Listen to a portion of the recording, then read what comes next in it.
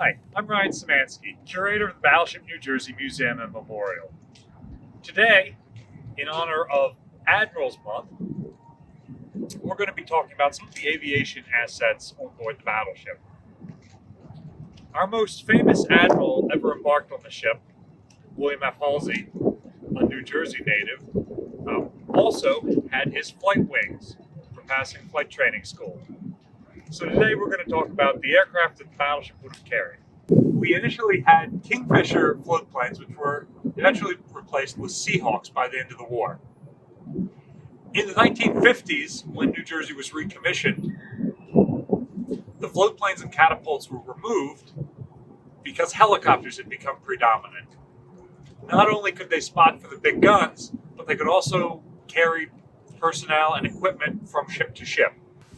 In the 1980s, we could have embarked Sea Sprites like this one, or UH-60 Seahawks.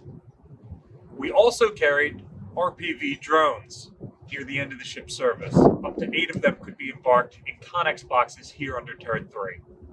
This small space is the Flight Control Center, which was added to the battleship in 1982. You'll notice the windows in here have armored covers which can be raised over them to protect them from the blast of turret number 3 directly behind. This is one of the new spaces which is visible on our tour route if you come out and visit us. If you come out and visit us in the month of November, while we're celebrating the ship's admirals, you'll be able to do a project on the weekends where we build propeller-driven cars, much like the aircraft that this ship would have carried. Thanks for tuning in, and I'll see you next week.